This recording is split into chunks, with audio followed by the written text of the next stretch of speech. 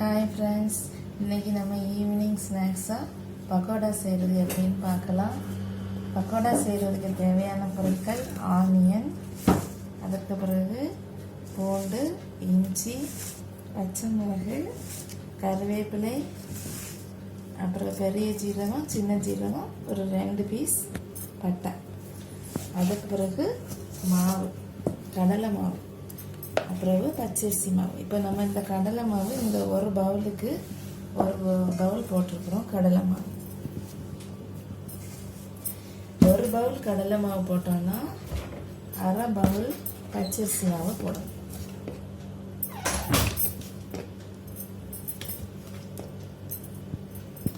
பார்த்தீங்களா, அரை பவுல் பச்சரிசி.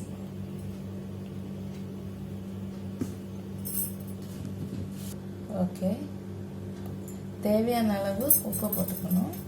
ஃபஸ்ட்டு இந்த பொருட்கள் எல்லாம் பூண்டு, இஞ்சி இதெல்லாத்தையும் நம்ம போய் முதல்ல அரைச்சிட்டு வந்துடலாம்.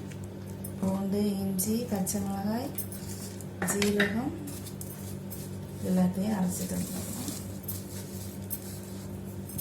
அதுக்கப்புறம் இந்த ஆனியனையும் நல்ல ஸ்லைஸாக கட் பண்ணிட்டு வந்துடலாம். ஹாய் ஃப்ரெண்ட்ஸ், இப்போ நம்ம வெங்காயத்தை பொடி பொடியாக கட் பண்ணிட்டோம்.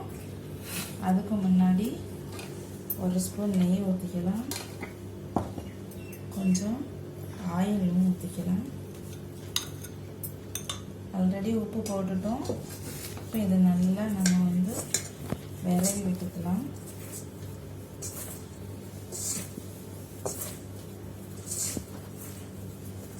நாம் நல்லா விரவி விட்டுட்டு ஆனியன் கட் பண்ணியிருக்காங்க, அதை போட்டுக்கலாம். மிக்சியில் அரைச்சி வச்சுருக்கோம் பச்சை மிளகு, இஞ்சி, பூண்டு, அந்த மிக்சரையும் போட்டுக்கலாம். அப்புறம் கொஞ்சம் பெருங்காயம்லாம் போட்டுக்கலாம். அப்புறம் ஒரு ஸ்பூன் ரெட் சில்லி போட்டுக்கலாம். இதை நல்லா விரவிட்டு அப்படி இந்த வெங்காயத்தையும் நல்லா கையால் உறுத்து விட்டுக்கலாம்.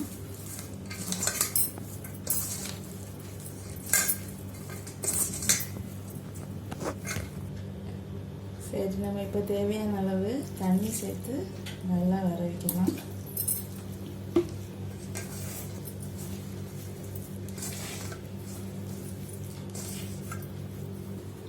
ஓகே, இந்த மாதிரி வர மாதிரி கட்டியாக பிசைஞ்சு வச்சுக்கணும்.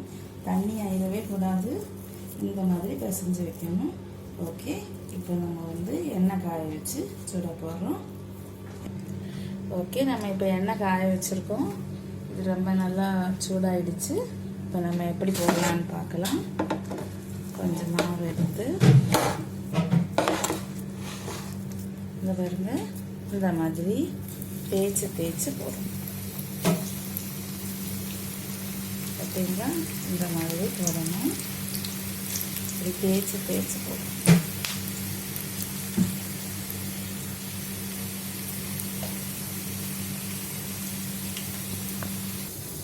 ஓகேங்க, இப்போ 2-3 மினிட்ஸ் ஆகிடுச்சு. நம்ம இதை அப்படியே மெதுவாக திருப்பி போட்டுக்கலாம். டெம்பரேச்சர் ஒரு 3/4 தாங்க தீ எரியணும். ஃபுல் ஃப்ளேமில் வச்சிடாதீங்க, கரைஞ்சி போயிடும்.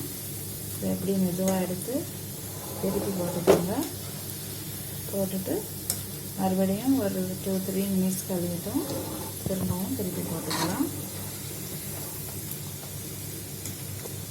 சரி, ஓகே, இப்போ ரெடி ஆகிடுச்சு பாருங்கள். நல்ல கலர் வந்திருக்கு. இந்த டைமில் நம்ம எடுத்துடலாம். இப்போ பாருங்கள், நல்ல அழகான கிறிஸ்பியான நல்ல பக்கோடா ரெடி ஆகிடுச்சு பாருங்கள். இது ரொம்ப ஸ்வீட், ரொம்ப நல்லாயிருக்கும், காரமாக இருக்கும். டீக்கு விட ரொம்ப நல்லா இருக்குங்க. நீங்களும் சாப்பிட்டு டேஸ்ட்டு பார்த்துட்டு கமெண்ட் பண்ணு. இப்போ இதை சாப்பிட்டு பார்த்துட்டு எப்படி இருக்குதுன்னு கமெண்ட் பண்ணுங்கள், சப்ஸ்கிரைப் பண்ணுங்கள். நன்றி, வணக்கம்.